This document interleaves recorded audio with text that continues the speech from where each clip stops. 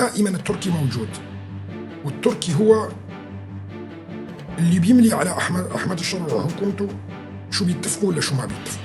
إلا طبعا بمسألة إسرائيل ما في بدك تنفس في الشؤون السورية لضمان عدم تشكيل جيران سوريا تهديدا لاستقرارها، وبالتالي تأكيد التزام سوريا بعدم تشكيل تهديد لجيرانها. طيب سوريا هي تهديد لمن بالأساس؟ ما تهديد غير ما تهديد غير يقصد في قوات سوريا الديمقراطية تهديد لتركيا، بالأساس كمان الكتائب اللي كانت محسوبة على تركيا. أقول لكم إياه بكل وضوح، لأنه خلص أحمد الشرع يجب الخروج من العباءة التركية بشكل كامل، وهذا الأمر صعب وجدا صعب، مو سهل. هذا راح يتم على مرحلة أعتقد طويلة شوي. الشيء الآخر شوفوا لازم تعرفوا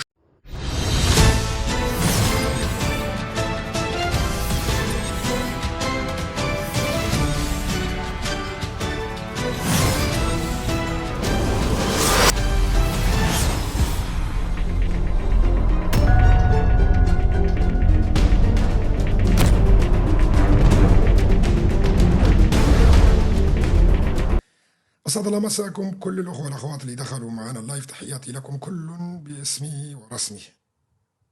طبعا أنا اليوم ما راح أقول أخبار طبعا، وليست بصدد أني أقول أخبار دائما، لكن راح نفسر لكم شو اللي عم بيصير يعني بلقاء فرنسا. وكان الحديث اليومين اللي فاتوا كتير عن هذا الموضوع، وأنا اللي نفيت كل الأخبار اللي كانت طالعة، لأنه أساسا ما في مفاوضات ما بين قوات سوريا الديمقراطية وأحمد الشرع برعاية فرنسية إلى الآن. لكن في الأيام القليلة القادمة نعم سيكون هناك لقاءات، وراح أفسر لكم شو اللي بيحصل. طيب السؤال الذي يطرح نفسه أولا قبل كل شيء، كانوا قوات سوريا الديمقراطية والحكومة حكومة أحمد الشرع عم بيلتقوا في دمشق، وحصل اللقاء الأول والثاني، والأول كان في مطار دمير وبعدين تحول إلى دمشق. شو اللي صار وشو هو السبب اللي تحول فيه إلى فرنسا؟ هذا مهم جدا.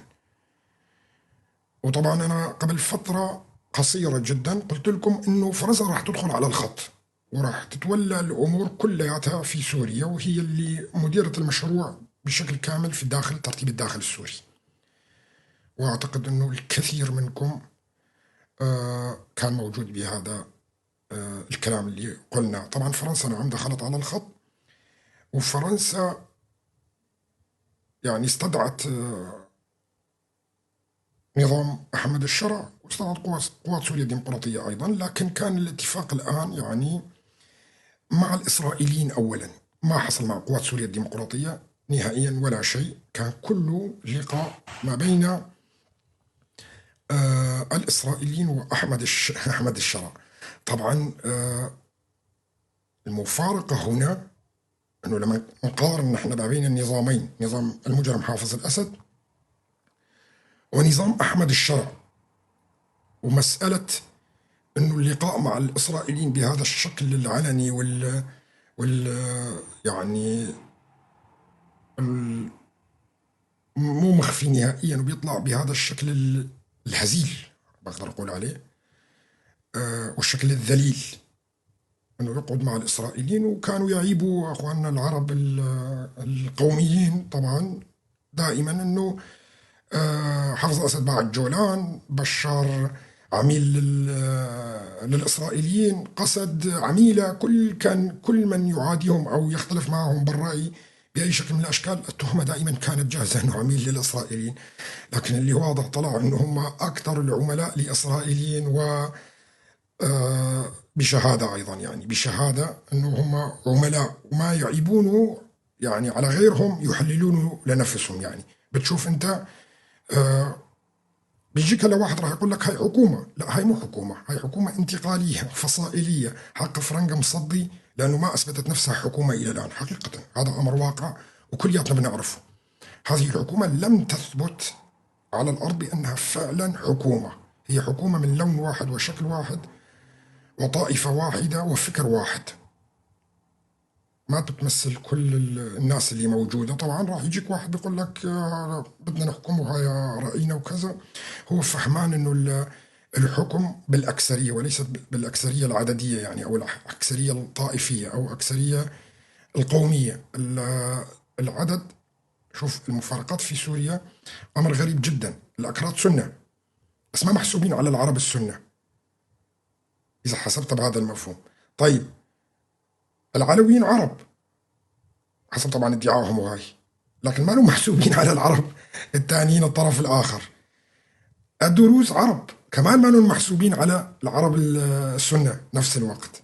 فالمفارقة هنا الخليط السوري خليط طائفي على خليط قومي، يعني الطائفة القومية ذات لازم تكون الطائفة سنة ولازم تكون القومية عربي، هذا يحق له ما لا يحق لغيره، والباقي اسمهم أقليات مع أنهم ما هم أقليات، هم مكونات الشعب السوري، هم مكونات الشعب السوري. طبعا بيجي بيحجموا لك اياه الاحجام وبيصغروا لك اياه لدرجه انه بيقول لك هاي اقليات وهذا اقليات. طيب هلا العرب السنه المختلفين، يعني اللي شايفين نفسهم ديمقراطيين او علمانيين او شايفين نفسهم ما هم سلفيين متشددين، هل هؤلاء كمان من الاكثريه ولا هذول كمان محسوبين انه ليسوا من المجموعه اللي لازم تحكم؟ أكيد ما هم محسوبين من المجموعة اللي لازم تحكم، صح ولا لا هؤلاء؟ طيب هدول كلياتهم مع ما يسمونهم مكونات بمفهومهم هم الأقليات، هدول بيشكلوا الأكثرية في سوريا إذا جيتوا حسبتوها. شمال إدلب وإدلب وشمال حلب هي اللي مسيطرة على الوضع في سوريا كلياته، الباقي مو معهم بالأساس، أساسا مو معهم أيضا.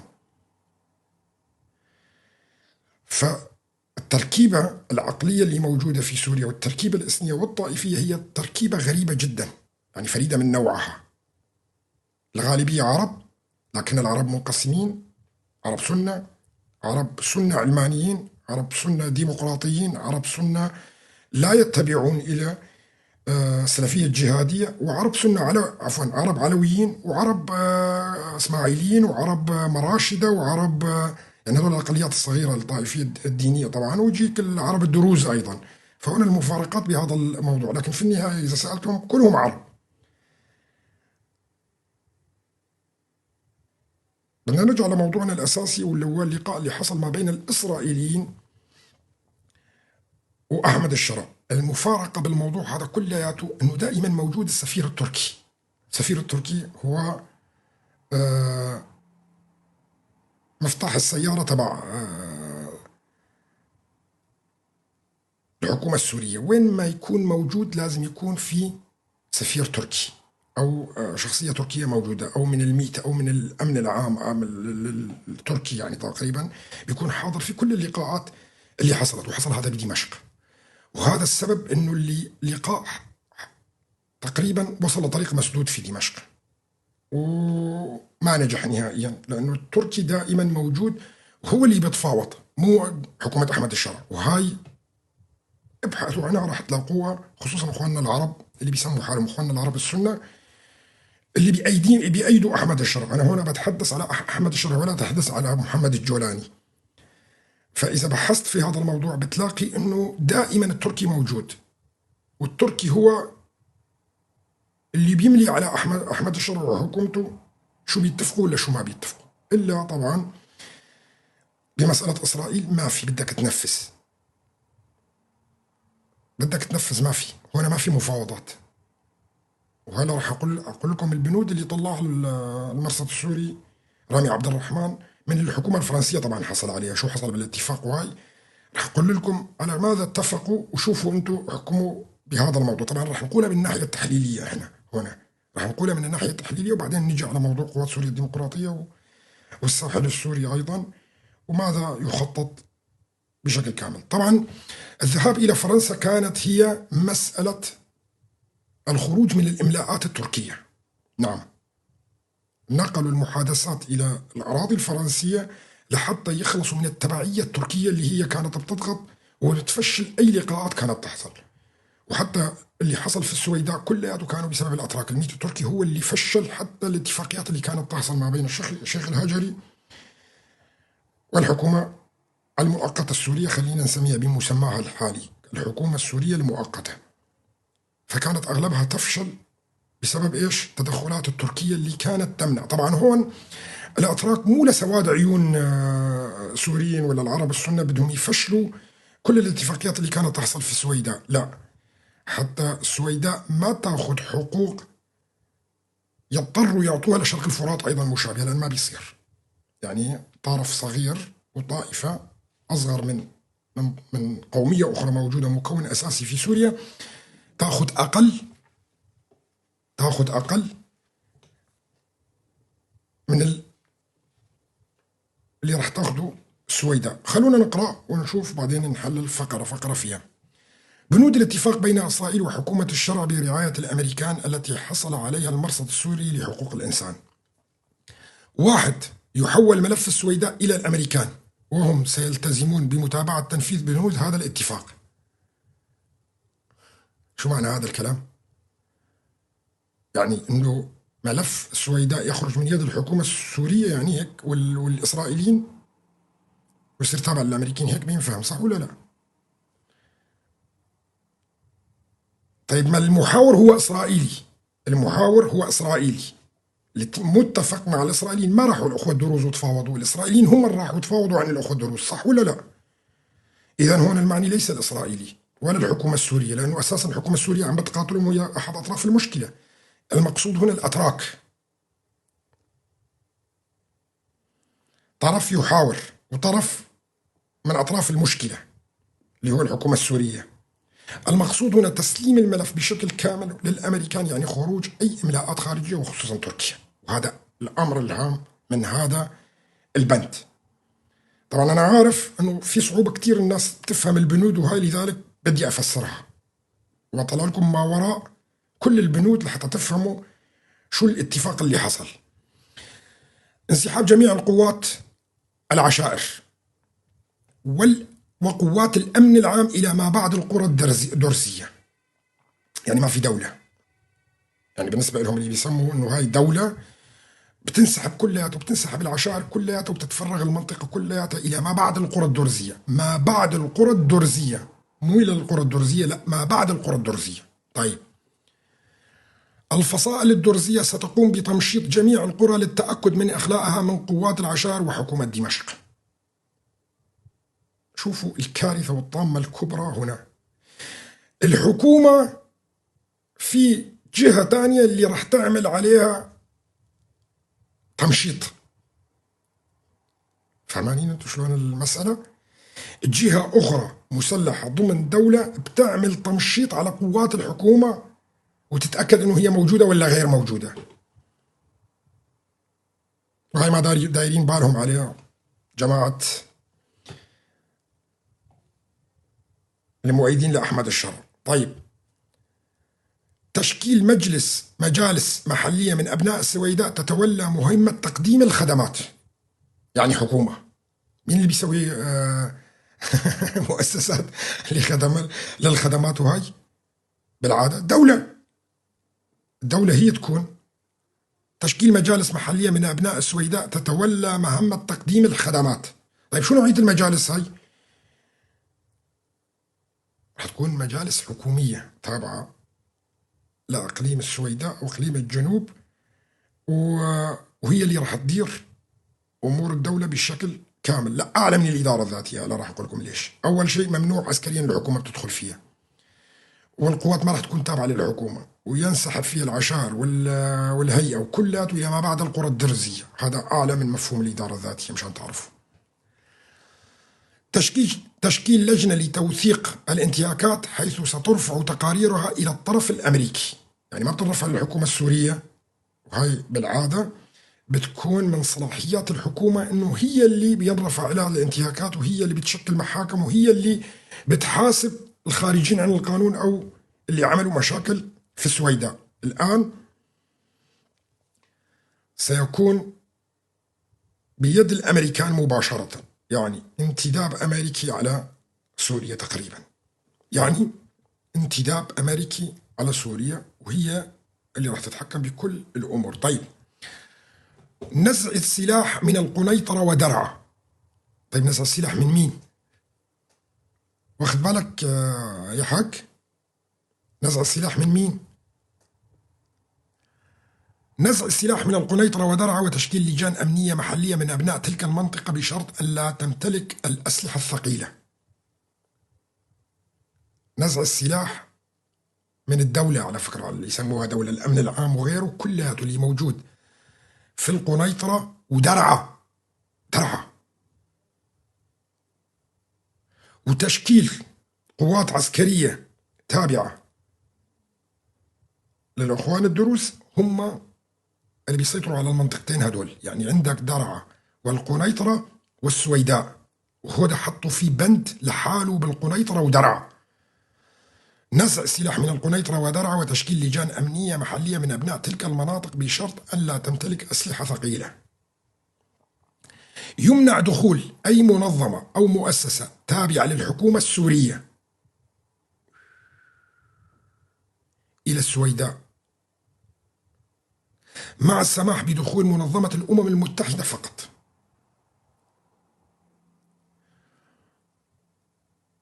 يعني الجنوب كله راح.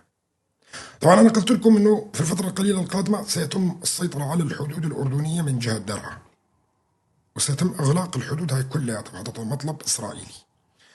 طبعا الشيء اللي متفقين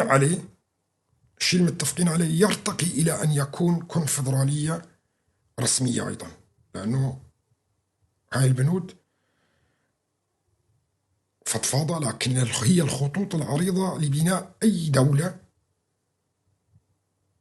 دولة ممكن بكل سهولة في المستقبل بشكل سريع، إذا نظموا نفسهم وكذا ومشوا على البنود اللي موقع فيها. طبعا هاي موقع عليه الحكومة السورية، مشان تعرفوا أحمد الشرع يعني تنازل عن القنيطرة وتنازل عن درعا وتنازل عن السويداء، 3 محافظات، نازل عن 3 محافظات. ونستنى نحن الإعلان. بيقولوا الأخوة في كان إعلان للإدارة الذاتية في السويداء، يعني في إطار تعاوننا الوثيق بشأن سوريا. عقد وزير الخارجية الفرنسي جانك نويل بارو والسفير الأمريكي في تركيا والمبعوث الخاص لسوريا توماس باراك ووزير الخارجية السوري أسعد الشيباني اجتماعا صريحا وبناء للغاية في لحظة حرجة بالنسبة لسوريا. وبروح الحوار وخفض التصعيد اتفقت الولايات المتحدة وفرنسا وسوريا على ضرورة الانخراط بسرعة في الجهود الجوهرية لضمان نجاح عملية الانتقال في سوريا ووحدتها واستقرارها وسيادتها وسلامة أراضيها. تعزيز تعاوننا في مكافحة الإرهاب المشترك بجميع أشكاله وتعزيز قدرات الحكومة السورية على التعامل مع التحديات الأمنية من خلال مؤسسات الدولة.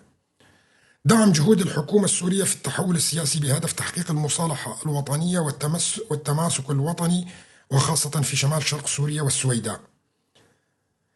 استضافة الجولة المقبلة من المشاورات في باريس بين الحكومة السورية وقوات سوريا الديمقراطية بشأن تنفيذ الكامل لاتفاق 10 من آذار في أقرب وقت ممكن. دعم الجهود الرامية إلى محاسبة مرتكبي العنف، وبهذه الروح والترحيب بنتائج التقارير الشفافة بما في ذلك التقرير الأخير للجنة التحقيق بشأن أعمال العنف في الساحل السوري الأخيرة لضمان عدم تشكيل جيران سوريا تهديدا لاستقرارها. هون المقصود مين بجيران سوريا؟ ما عندنا جيران نحن غير إسرائيل والعراق والأردن وتركيا. إسرائيل وصلت إلى اتفاق معهم، يعني ما معنية بهذا الموضوع. الأردن أساسا ما هو تهديد لسوريا، والعراق اللي فيه مكفي. هنا ما عندنا غير تركيا. لبنان ما بيمثل أي خطر، لبنان ما بيمثل أي خطر نهائيا.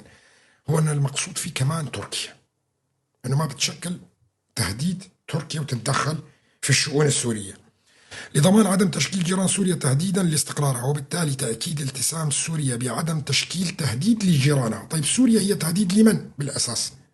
ما تهديد غير يقصد في قوات سوريا الديمقراطية تهديد لتركيا. طبعا المنظمات الإرهابية اللي موجودة فيها، طبعا هنا إسرائيل كمان مشان ما يصير تهديد لإسرائيل، والمنظمات الإرهابية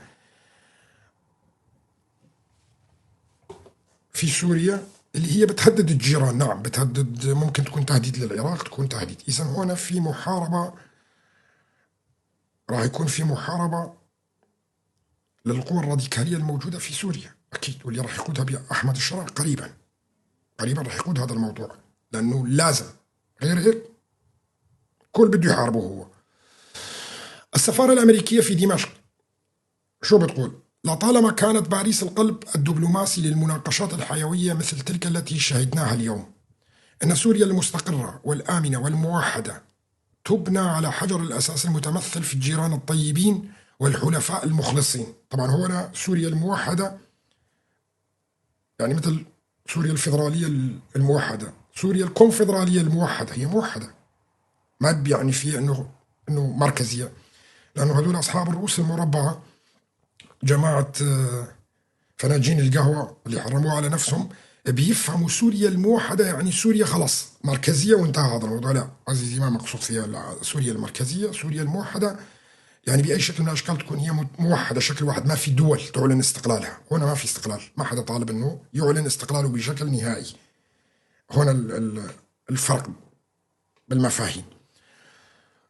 لطالما كانت باريس القلب الدبلوماسي للمناقشات الحيوية مثل تلك التي شهدناها اليوم، إن سوريا المستقرة والآمنة والموحدة تبنى على حجر الأساس المتمثل في الجيران الطيبين والحلفاء المخلصين. يا سلام.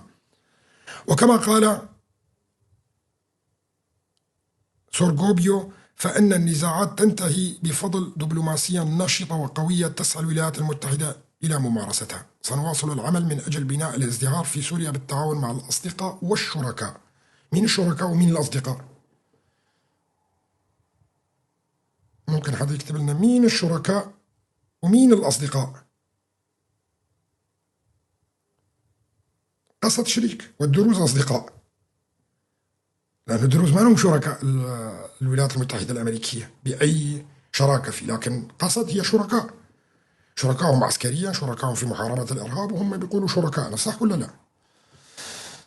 مدير المرصد السوري ينشر مقال أيضا بعد هذا المقال، بدي كمان أقرأها، أنا بالعادة ما بقرأ هيك شغلات بس بدي أقرأ هاي. حكومة سوريا هي الخاسر الأكبر بشكل كامل من هذا الاتفاق اللي حصل ما بين إسرائيل والحكومة السورية. ما كسبته حكومة دمشق من هذا الاتفاق قد يتمثل في عدم تحريك ملفات قضائية بحقها بعد. يعني الشغلة الوحيدة اللي راح تكتسبه حكومة دمشق أنه ما راح ينرفع ضدها قضايا في المحاكم الدولية بأحداث الساحل وأحداث السويداء وغيرها. هذا المكسب الوحيد. لكن شوف شو خسرت هي بحسب وجهة نظره. قد يتمثل في عدم تحريك ملفات قضائية بحقها بعد أن وثقت مجازر ارتكبتها على أساس طائفي في السويداء. وقد يساعد توماس بارك حكومة دمشق في تجنب الذهاب إلى المحاكم الخارجية. بنود الاتفاق التي حصل عليها المرصد السوري جاءت بعد انتهاء الاجتماع بين الشيباني والوزير الإسرائيلي. أحد أهم بنودها هو إخراج القوات الحكومية بشكل كامل من السويداء، وهذا كان متفق عليه سابقا. وبند آخر يقضي بأن ملف الانتهاكات سيكون من مسؤولية الأمريكيين بشكل مباشر، وهنا دخول المنظمات الحكومية لتقديم المساعدات الإغاثية والإنسانية. كما يشمل الاتفاق خروج كافة الفصائل العشائرية من محافظة السويداء ونزع السلاح من القنيطرة ودرعا، وتشكيل لجنة محلية تكون على تواصل مباشر مع إسرائيل، إلى جانب بند حماية طائفة الموحدون الدروز. أي أن ما جرى في السويداء من جرائم ومجازر أوصل في نتائجه إلى هذا الاتفاق الذي ليس إلا في صالح وقف القتال في سوريا. طبعا هذا كلياته أنا الكلام لا أهتم فيه وغير صحيح أبدا، لأنه أنا بدي أشرح لكم شو بده يصير تماما. هلأ ملف السويداء مين اللي استلمه؟ بدنا نتساعد شوي. مين اللي استلمه بالاتفاق هذا؟ الأمريكان. طيب الأمريكان شو بده يصير؟ بده يصير قوة أمريكية اللي راح تفصل ما بين السويداء وقوات النظام السوري، صح ولا لا؟ وهذا مطلب إسرائيلي، مطلب إسرائيلي سابق، أنه يكون في منطقة منزوعة السلاح ويدخل عليها قوات. طبعا هنا ما بينفع أنه يدخل قوات اليونيفيل لأنه مو دولتين، راح يدخل فيها الولايات المتحدة الأمريكية. مين هنا راح يدخل مع الأمريكان؟ القوات اللي راح تدخل مع الأمريكان إلى السويداء وتكون حد فاصل هي قسد. نعم، قسد هي اللي راح تكون مع الأمريكان باعتبار هي قوة أمريكية ومع الأمريكان، فراح يعملوا نوعا ما حط فاصل ما بينهم وما بين السويداء. طبعا هنا المقصود بالأمريكان شو بيتدخلوا عسكريا، هنا المقصود في قسد، وهنا الضغط اللي كان من إسرائيل ومن فرنسا ومن الأمريكي باراك لما كان يقول قسد يجب أن تتدخل لحل مشكلة السويداء. احنا ايش لنا علاقة مثلا قسد في السويداء مثلا حتى يقول هذا الكلام؟ مشان هذا الاتفاق اللي كان يهيأ له. سيتم إنشاء مجلس عسكري نعم من السويداء بالنسبة لهم، لكن قسد اللي راح تدخل وتساعد بهذا الموضوع، وكمان فتح معبر داوود اللي راح يسوي تواصل ما بين منطقة قسد والأمريكيين، صح ولا لا بريا؟ طبعا أنا بدي أقول لكم كلام كمان خطير للغاية، معلومات هاي وليست أخبار.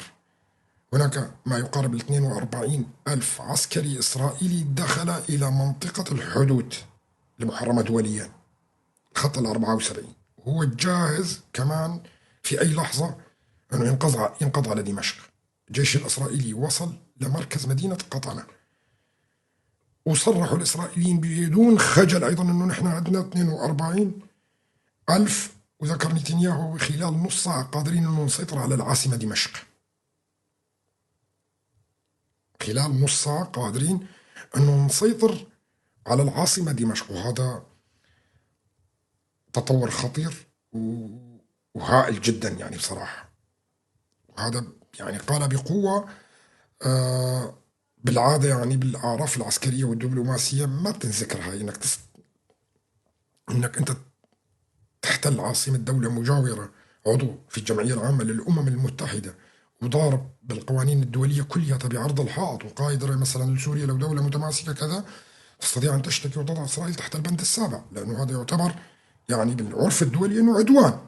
لكن ما سائلين عن حدا نهائيا بهذا الموضوع، ومثل ما قلت لكم المحادثات ذهبت إلى فرنسا للتخلص من الضغوط التركية بشكل كامل. على المفاوضات اللي بدها تصير ما بين قسد وما بين حكومة أحمد الشرع راح تكون أيضا من دون ضغوط تركية، وراح تكون بالنسبة للفرنسيين. الفرنسيين والأمريكيين وصلوا إلى قناعة ولن تتنازل قوات سوريا الديمقراطية بعد الحدث اللي حصلت في السويداء. طبعا أكيد عن هيكليتها، يعني راح تبقى قوة ضمن الجيش السوري اللي راح تشكل الجيش السوري الجديد اللي راح ينحل. هذا الجيش أنا بقول لكم هذا الجيش راح ينحل، ما في ممكن يستعينوا ببعض القطعات العسكرية اللي موجودة فيها، لكن هذا الجيش سينحل ويتشكل جيش جديد في سوريا. وهذا الطلب الأمريكي الفرنسي البريطاني واللي ما عم بيظهروه نهائيا على الإعلام. الطلب هو بشكل واضح وصريح بحل الجيش الموجود وإنشاء جيش جديد اللي راح تساعد في بناء قوات سوريا الديمقراطية، واللي راح تكون هي بالنسبة له النواة الجديدة. طبعا مثل ما قلت لكم قوات سوريا الديمقراطية ما راح تنتشر بمناطق كتير، راح تنتشر ما بين السويداء وتوصل إلى شرق الفرات. والجيش الإسرائيلي 42 ألف داخل بالمنطقة، ولا يمكن قوة بالعالم تستطيع أن تخرج، واتفقوا عليه وصار شرعي. مجرد اتفاق الشيباني مع الإسرائيليين بوجود الأمريكان والفرنسيين أصبحت القوات الإسرائيلية وجودها في سوريا الشرعي. مشان تعرفوا الخطة كالآتي، مثل ما قلت لكم: حل الجيش السوري، إنشاء جيش جديد، سيقومون بمحاربة كل الكتائب اللي طاصة الأمر هذا، وهي اللي سميناها نحن 3B بالفترة القادمة، اللي هي سميناها 3B، يعني الفرنسيين البريطانيين والأمريكان وجماعة أحمد الشرع مع قوات سوريا الديمقراطية سيتمون محاربة الكتائب الثانية اللي موجودة.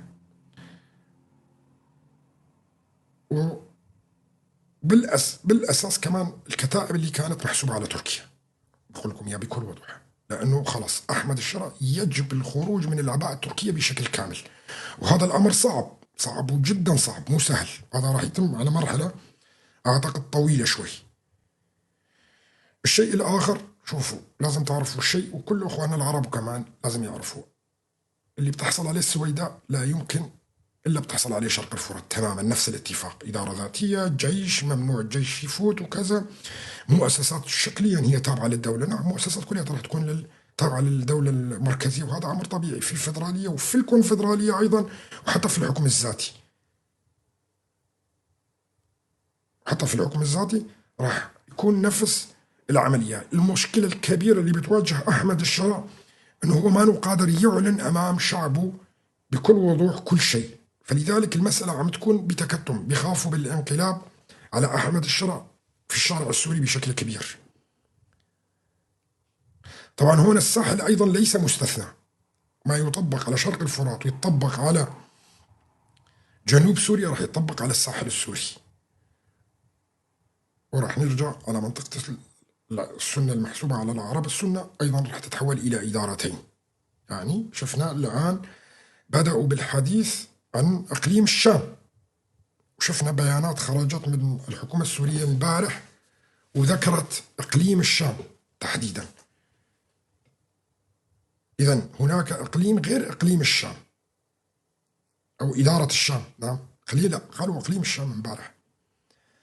إذن معناته في إقليم غير الشام بالمناطق السنية، معناته في إقليم آخر. هلا هون صرنا أمام 5 أقاليم اللي تحدثنا عنها قبل فترة طويلة. هذا شو راح يكون شكلها؟ هل هي فيدراليات أم كونفدراليات؟ أعتقد أنه راح تكون بتسميات ممكن ما تكون بتسميات الفيدرالية، ممكن تكون إدارات ذاتية، لكن هاي الإدارات الذاتية ترتقي إلى أن تكون كونفدراليات وأعلى. خصوصا اليوم شفنا حديث من الأخوة بالسويداء بأنه الإسرائيليين ضغطوا أيضا على أحمد الشرع بأن تكون السويداء لها جوازات سفر مختلفة حتى عن جوازات السفر السورية، ويكون لها شأن ديني مثل ما موجود بالفاتيكان أيضا، فممنوع الاقتراب منها بشكل نهائي، خصوصية يعني. وهاي الخصوصية بالنسبة للحدود وبالنسبة لجوازات السفر هاي مسائل سيادية، ما بتكون بالأحكام الذاتية وبالإدارات المحلية، لا، هنا بتكون الشغلات هاي بالأقاليم. طبعا هنا مشان إيش يكون؟ مشان يكون الدروز الأحقية بدخول إسرائيل والخروج منها وإقامة علاقات مع إسرائيل كما يشاءون، مشان تعرفوا يعني ليش عندك أنت جواز سفر مميز أو مختلف عن الجواز السوري، حتى لو كان بالشكل، حتى كان باللون، حتى لو كان بالكتابة اللي موجودة فيه. هذا يثبت أنه الأخوة، راح أتكلم بطريقة ثانية، الإسرائيليين ضغطوا على السوريين لا يحصلوا على اتفاق يتيح لهم ببناء علاقات مع السويداء وتكون بيناتهم حدود مفتوحة، والأهل السويداء الدروز بيروحوا على قرايبهم الموجودين في الجولان والموجودين في تل أبيب والمناطق الثانية ويرجعوا أيضا. وهذا أمر ما بيكشفوه بالسهولة هاي، لكن ما بين السطور تقرأوا لمن بتشوف أنت بعنود الاتفاقيات اللي حصلت. طبعا هذا يتيح للكرد أيضا نفس الشيء، بيكون عندهم علاقات، بيروحوا أيضا إلى إقليم كردستان في المستقبل إذا حصل إقليم باكور.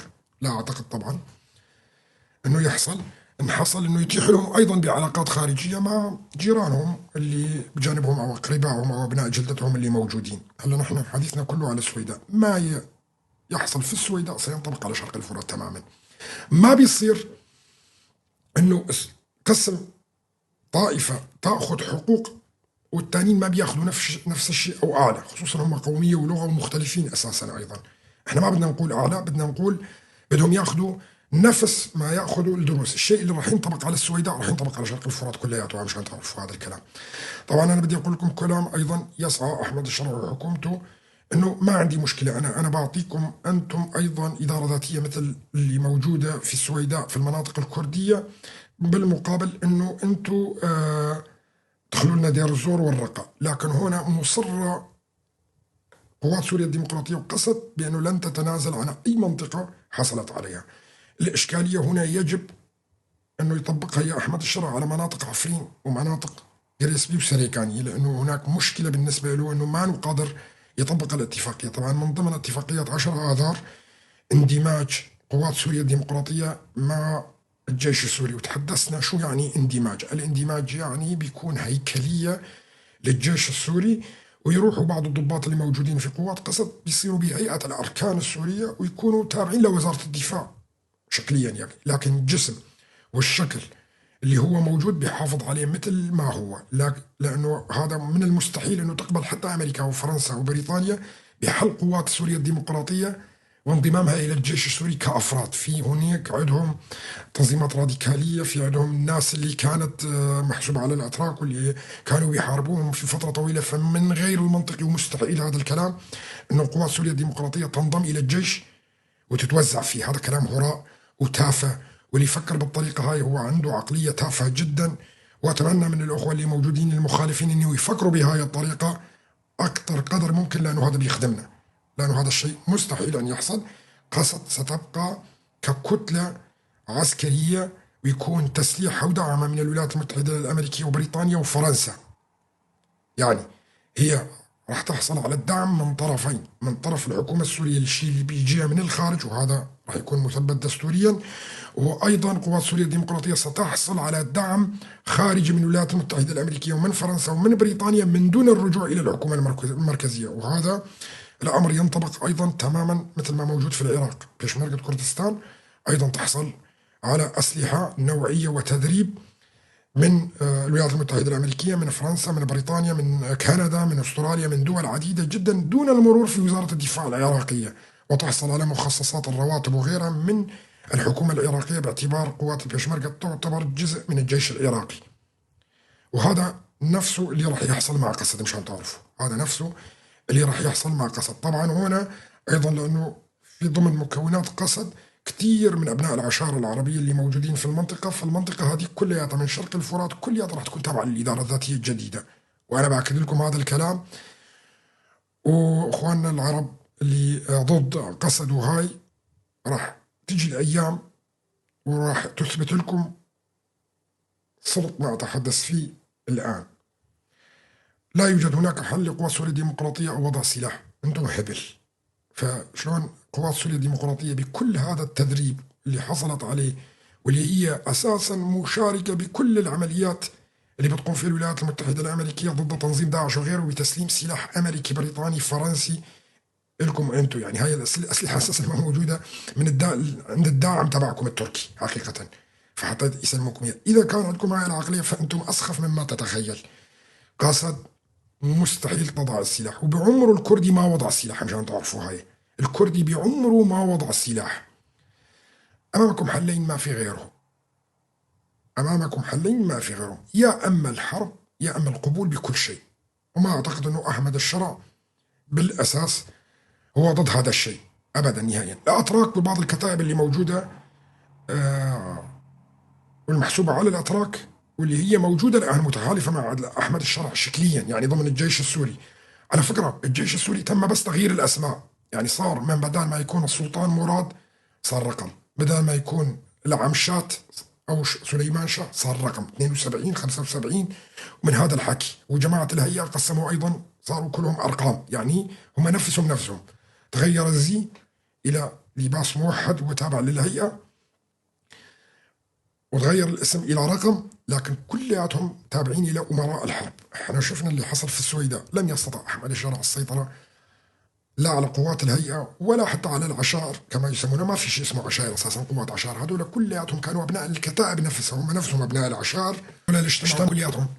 كل الفيديوهات كانت تمثيل ولا لها أي أساس من الصحة. هؤلاء كلياتهم كانوا بالجيش الوطني، أحرار الشرقية وغيرها، وكانوا بالهيئة ونفسهم طلعوا ورجعوا مرة ثانية باسم العشائر على منطقة السويداء. وفي كم مدني لحق فيهم كمان، هذول الحاملين سلاح وشو إعلامي اللي عملوا لهم وباصات وعم تاخذهم وكذا، وعلى عينك يا تاجر، والحكومة تتفرج عليهم كلياتهم. ليش؟ لأنه أساسا التانيين من الحكومة هي نفسها. هاي المسرحية ما بتطلع على الغرب ولا بتطلع على الإسرائيليين ولا بينضحك فيها على الناس نهائيا اللي حصل. وهنا أثبت أحمد الشرع فشله بشكل كبير، لأنه لا يسيطر على الكتائب نهائيا، لأنه ما في عاقل بالعالم بيعرف الهجوم اللي حصل على السويداء هو مو من مصلحة أحمد الشرع ولا من مصلحة الدولة السورية اللي حصل أبدا. أنت بدك تصارع مين؟ إسرائيل وكذا، وهي اللي إيران ما قدرت توقف بوجهها إسرائيل، تحصل على مثل السلاح الأمريكي. يعني أنت بدك تصارع أمريكا اللي هي أقوى دولة في العالم. في غبي بالعالم سينصرون الله وكذا وهاي، انت صار لك 70 80 سنة عم تدعي على حافظ الأسد وبشار الأسد وكذا وهاي، ولولا أمريكا ما شارت لك بشار الأسد، لولا أمريكا وبريطانيا. انت فكر انتوا اللي حررتوا سوريا وسقط بشار الأسد بدعائكم؟ ولا إسرائيل اللي عم تدعوا عليها 100 سنة صار لكم كلياتهم اللهم انصر غزة وانصر فلسطين وأبادت فلسطين وأبادت غزة؟ اللهم لا ينصر القوم الظالمين، وأنتم قوم ظالمين حقيقة. شفنا ظلمكم بعفرين، شفنا ظلمكم لما فتوا على جريس بي، شفنا ظلمكم بإنكار وجود الآخر. ورب العالمين ما بينصر الظالم. ايش قد ما صليت وصمت وعملت على اساس انك تعمل لله، انت حرامي، انتم كلكم حراميه، ورحتوا بس تعفشوا وتسرقوا من الناس، وما مشيتوا بوصيه واحده من وصايا الرسول صلى الله عليه وسلم اللي قال لك لا تقتلوا شيخا ولا تقتلوا طفلا ولا تقطعوا شجره. انتم ما خليتوا شيء وما سرقتوه من الناس. والنبي اوصى لمن اوصى المسلمين بيفوتوا على المشركين والكفار، ما اوصاهم انه لما تحاربوا المسلمين ما تعملوا هيك، لا، يعني مشان ما تقول هذول كفار ولازم نعمل فيهم هيك، لا، الرسول اوصى افضل الصلاه والسلام عليه، اوصى لما انتم تحاربوا الكفار بوقتها بزمانه بوقته لا تعمل هيك.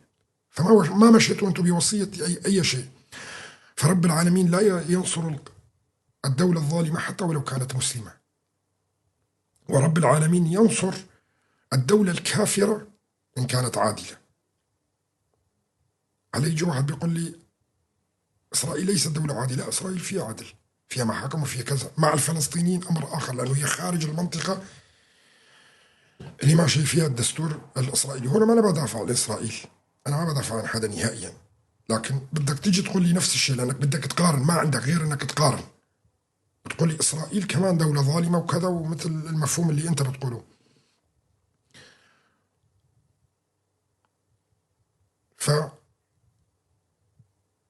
فالمساله اصبحت واضحه. تقسيم سوريا ل5 تكتلات، شو ما كانت تسميتها مو مهم، اصبح على قدم وساق. فبالنسبه لتقسيم سوريا اصبح واضح.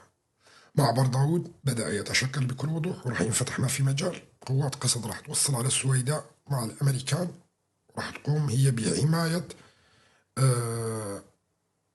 المنطقة أكثر، لأنه لا يستطيع الأخوة الدروز حقيقة، يعني لأنه التسليح التدريب الأمور كذا، أنه يكونوا وحدهم يعني. فبدهم قوة سورية اللي هي راح توقف معهم. وطبعا ملف سليمان للأمريكان. طبعا الأخوة في الساحل يتم تجهيز الساحل، وأنا هنا ما بدي أكشف أمور كثيرة جدا على مسألة الساحل، لأنه يتم تجهيز الساحل، والروس راح يدخلون قريبا على الخط بشكل أقوى مرة ثانية في الساحل، وهذا اتفاق روسي فرنسي أمريكي، وحكيت عنه قبل عدة أشهر. سيتم تفعيل ذلك الاتفاق، لأنه ممنوع على الأتراك أنه يقتربوا من الساحل. وقبل 2-3 حاولوا الأتراك الدخول إلى الساحل، ووصلتهم رسالة واضحة من الروس، من الإسرائيليين عبر الروس، فتراجعوا إلى الوراء مرة ثانية. قريبا راح نشوف قوات الساحل الديمقراطية اللي راح تتشكل أيضا. وأيضا سيطلب من الهيئة كما في السويداء وهي الخروج من منطقة الساحل. واليوم الشيخ الغزال كان عنده خطاب هام للغاية، بدي أشوفه هلا إذا لقيته مرة ثانية. ذكر فيه مطلب وطالب بحماية دولية، وطالب فيه أيضا بإدارة ذاتية فيدرالية للساحل السوري. وهذا راح يتم، هذا راح يتم صح. ليست هناك بوادر. المسألة معقدة شوي ومو واضحة، لأنه هؤلاء الأوباش لساتهم يسيطروا على الساحل، لكن قريبا راح يطلع أمر بإخراجهم بشكل كامل. هذا مخطط دولي بيجري على سوريا، ما حدا بيستطيع أن يقف ضده، ما حدا يتفلسف ويتفلسف. وغدا لناظره قريب، ما حدا يصدقني، بس بكرة بتشوفوا. لكن اعلموا أنه آلاف الأشياء اللي حكيت عنها وأصبحت حقيقة الآن أمامكم كلياتكم، خصوصا أخواني العرب اللي بيعرفوني من 10 و12 سنة. العرب بيعرفوني أكثر من 12 سنة، يعني واضح الموضوع. فهذا الموضوع راح يمشي. خلونا نسمع الشيخ غزال وبعدين نرجع مرة ثانية نتحدث فيه. بسم الله الرحمن الرحيم، وصلى الله على محمد وآل بيته الطيبين الطاهرين وصحابته المنتجبين. قال الله تعالى: يريدون ليطفئوا نور الله بأفواههم والله متم نوره ولو كره الكافرون. السلام عليكم ورحمة الله وبركاته. السلام عليكم من بلاد حكمها من أراد أن يطفئ نور الله بسم الله، وسادها الظلام بحكم الإرهاب، وقتلت الإنسانية بالوحشية والهجمات البربرية الدامية، فزرعت الفرقة في القلوب، لأننا لا نواجه أفرادا ضلوا الطريق فحسب، بل نواجه منظومة إرهابية كاملة سلطت أبناء الوطن بعضهم على بعض، وتسعى جاهدة لتجريدنا من وجودنا، متبعة دينا مشوها. طبعا هذا كان بيان الشيخ غزال. بدي أحكي شوي عن الساحل. طبعا بدي أبشر إخواننا في الساحل إنه الإقليم تبع الساحل ممكن يكون قبل إقليم شرق الفرات أيضا، أسوة بالسويداء، والتدخل الدولي قادم لا محالة مشان يعرفوا هذا الموضوع.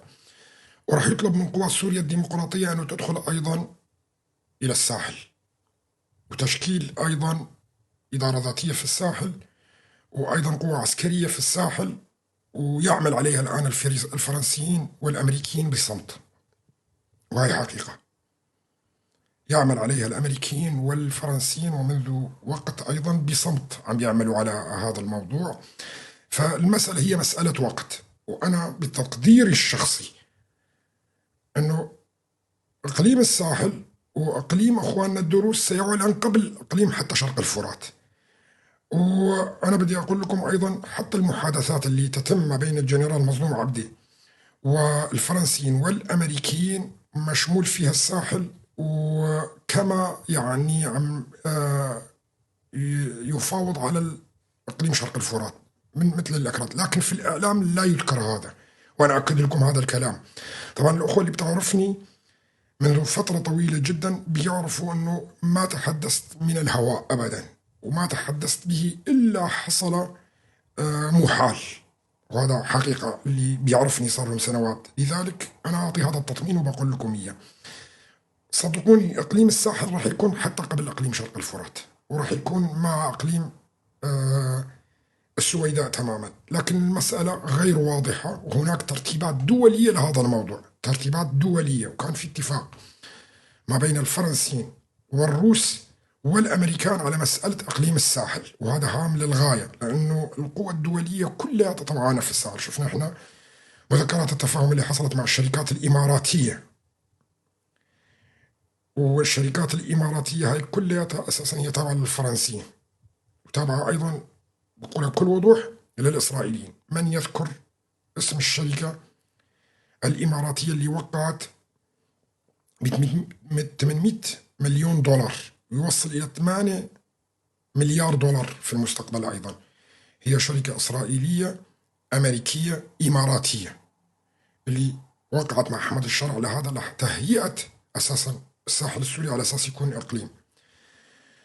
طبعا الكل هنا بالخفاء يعمل ضد تركيا، وهذا حقيقة. شفنا اليوم تصريحات حكان فيدان، بدنا نشوف تصريحه اليوم أيضا. بدي أفسر لكم التصريح اللي خرج منه، لأنه تصريحه قبل الآن كانت التصريحات التركية بفسر لكم إياها لما تكون عاجزة يبدأون بالتهديد، وشفنا نحن الأسلحة التركية اللي دخلت خلال اليومين اللي فاتت خلال اليومين اللي بتدعم فيها بعض الكتائب اللي محسوبة على تركيا. يعني تركيا بدها تعمل حركة عسكرية أكيد، وممكن يكون الساحل فيها أيضا، ويكون في مجازر مرة تانية، ممكن توجه هؤلاء كلياتهم على شرق الفرات، وهذا الأمر نحن حاسبين حسابه وبنعرفه تماما. بلشت تدخل دبابات على أساس هي للحكومة السورية للهيئة، لكن في حقيقة الأمر هي الأسلحة هاي للكتائب التابعة إلها. فكانت القوافل اليوم ومبارح عم تدخل، بس لشوف تصريحاتها كان فيدان مشان أقول لكم إياها. طبعا في خبر عاجل الآن بدنا نقول لكم إياه، عاجل، مصادر ميدانية، مصدر خاص، احنا ما بنقول تسريباته هاي، لكن هي مصادر ميدانية حقيقية. في خطوة لافتة وغير مسبوقة، قوات سوريا الديمقراطية قصد ترسل وفدا من المسؤولين الرفيعين إلى محافظة السويداء. الهدف من الزيارة بحث سبل التعاون المشترك مع الفعاليات المحلية، تقديم عسكري، دعم عسكري ولوجستي. هلا اجى هذا هلا اجى، يعني انا الحديث اللي حكيته قبل هذا الخبر اللي طلع هلا حاليا. الهدف من الزيارة بحث سبل التعاون المشترك مع الفعاليات المحلية، تقديم دعم عسكري ولوجستي، تعزيز العلاقات بعد إعلان الدروز الإدارة الذاتية في السويداء. ألف مبروك، معناته معلنين. تطور لافت قد يفتح صفحة جديدة من التوازنات داخل الجنوب السوري. يعني بدأت أنا بالتحليلات أسبق الأخبار ممكن بساعات، وممكن تطلع الأخبار وما بقى نلحق نحكي فيها كمان، لأنه ما عم نفتح بس مباشرة بشكل يومي. على كل قوية جدا لدرجة أنه تحس في الخوف التركي بشكل كبير جدا، بتحس في الخوف التركي بشكل كبير. تهدد وتوعد أنه أي شيء يحصل، هدد وتوعد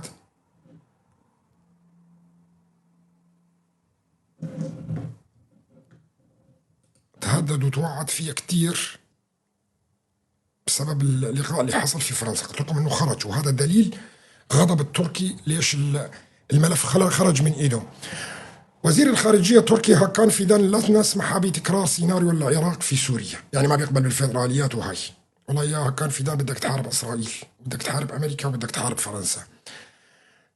تركيا مستعدة لكل السيناريوهات، لا صبر لدينا لنخسر 40 سنة أخرى.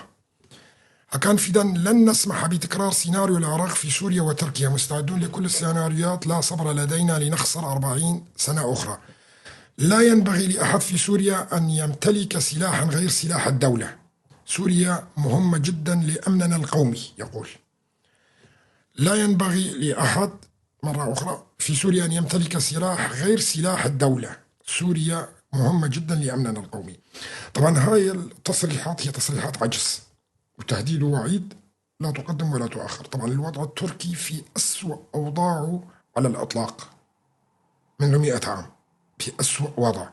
اقتصاديا انهيار، الانقسام الداخلي السياسي،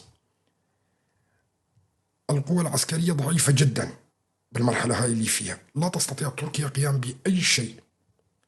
وإذا استعملت الكتائب اللي موجودة اللي كان ولاءها إلها في المستقبل، يعني راح تبيد العرب السنة حقيقة. راح تدخلهم في حروب مع قوات قسد، وراح تدخلهم حروب في الساحل السوري، وراح تدخلهم أيضا في حروب في الجنوب السوري. وهذا راح يؤدي إلى إبادة الأبناء العرب السنة في الحروب هاي. فلذلك أنا لما أشوف التصريحات هاي أعرف إنه الضعف والوهن وصل إلى حد كبير جدا. في ذلك خرجت الأمور من يد تركيا لحتى تطلع بتصريح مثل هذا التصريح. يعني أنا بنفسي بدي أقوم وأعمل وأفعل، لأنه المسألة خرجت من إيدهم بشكل كامل، وأصبحت الآن بيد الأمريكان والفرنسيين الملف بشكل كامل. طبعا بهذه الأثناء يقوم الآن الطيران الإسرائيلي بتنفيذ عدة غارات جوية نفذها الطيران الحربي الآن في محيط السويداء الغربي، بالتزامن مع تحليق مكثف لطيران التحالف الدولي في سماء الساحل.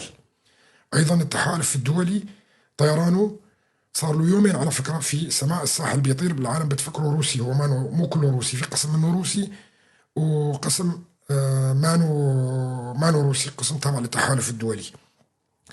بعد خلق الهدنة من قبل عناصر الجونالي المتنكرين بلباس العشار، تم التعامل مع جميع تجمعاتهم المتحركة عبر غارات نفذها الحربي الإسرائيلي في الدقائق الماضية. مصرين الأتراك أنه يبيدوا العرب السنة وأبناء العشار اللي موجودين ضمن صفوف الجيش الوطني تبعهم للأسف الشديد. لأنه إذا تقاتل مين أنت؟ شوف، بدي أقول لكم شيء هام للغاية. ما في قوة على الأرض السورية تقدر مواجهة قسد، والأتراك عم بيدفش الجيش الوطني اللي موجود ضمن اللي يسمونه الآن الجيش السوري كما تسمياتهم، وهاي أنه يهاجم قسد، ومهاجمة قسد يعني بالنسبة لهم انتحار. وكمان كلما هؤلاء تقدموا وهاجموا طرف من الأطراف وعملوا اللي عملوه بالسويداء، هذا يكرس الانقسام في سوريا أكثر، وهذا يبعد السوريين أكثر عن بعضهم البعض، والدول العالمية راح تجزء سوريا أكيد هذا الموضوع. فحتى لو هاجموا على قوات سوريا الديمقراطية هي راح يكون في صالحها في النهاية. راح أقول لكم إياه. شوفوا، الأمر المهم الآخر اللي كنت بدي أتحدث عنه هي مسألة عفرين والمناطق هاي. أحمد الشرع قبل قوات سوريا الديمقراطية اشترطت عليه قبل تنفيذ أي اتفاق أنك تخلي عفرين وتخلي جريسبي وسريكاني، وهذا الشرط الأساسي للجنرال مظلوم عبده على أحمد الشرع قبل أنه يعوم أحمد الشرع. يعني اللي بيضغط أكثر شيء أنه يعطوا فرصة لأحمد الشرع مرة ثانية هم الأمريكيين والفرنسيين. نعم، ما بدهم مثل ما قلت لكم أحمد الشرع هو عميل بريطاني وتم تدريبه لهاي المهمة والجاية عليها، فلذلك ما بدهم يخسروا عميلهم هذا اللي دربوه تعبوا عليه سنوات طويلة جدا. وأساسا تعويمه مرة ثانية وإعطائه فرصة هو بيد الجنرال مظلوم عبده. فكلما ضاقت به الأمور وحصل أحداث الساحل جابوه وقالوا لمظلوم عبده انقذوا، وصارت الاتفاقية. هلا بالسويداء أيضا تعال انقذ أحمد الشرع. نعم الجنرال راح ينقذ أحمد الشرع لكن بشروط، صار هلا مو مثل المرة اللي فاتت ب10 أكتوبر. وشايفين نحن هلا التطورات اللي عم تحصل في السويداء.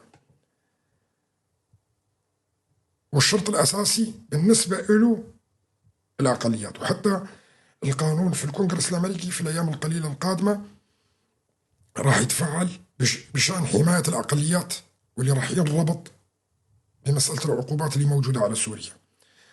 طبعا هؤلاء الأغبياء كانوا يظنون العقوبات بدها تروح. أنا من اليوم الأول قلت لكم العقوبات ما راح تنشال نهائيا على أحمد الشرع ولا على النظام أبدا، وهي عبارة عن ضحك في المفهوم السياسي من ترامب على الحكومة السورية. وراح يطلع ويقول راح نرفع العقوبات وكذا، ويروح للكونغرس وآلية ذهابها إلى الكونغرس ووزارة الخزانة الأمريكية. شرحت لكم إياه بشكل مفصل وقتها، وقلت لكم أمريكا لن ترفع العقوبات عن أحمد الشرع، وكل ما تشوفوا أنتم بالإعلام الآن هو عبارة عن شو إعلامي فقط وله غايات سياسية لمرحلة معينة وستنتهي. ثانية مثل ما قلت لكم يا لم ترفع العقوبات.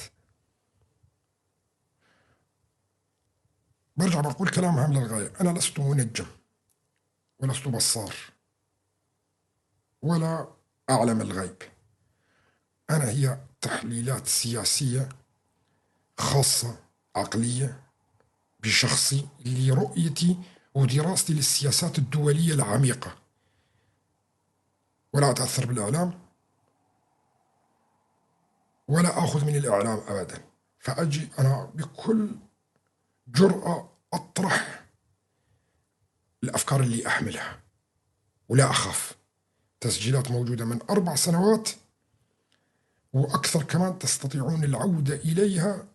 متحدث عن كل شيء بالتفاصيل الدقيقة التي تحصل الآن وحصلت قبل الآن أيضا. وما أعتقد أنه في حدا بهذه الجرأة يستطيع الخروج والحديث بالطريقة اللي تحدثت فيها خلال الفترة اللي فاتت كلها. إلى هنا نكون انتهينا من فقرة اللغة العربية. بدي أبلش باللغة الكردية، ولدي مواضيع هامة للغاية جدا أيضا باللغة الكردية تخص باكور كردستان وما يحصل هناك أيضا. ناخذ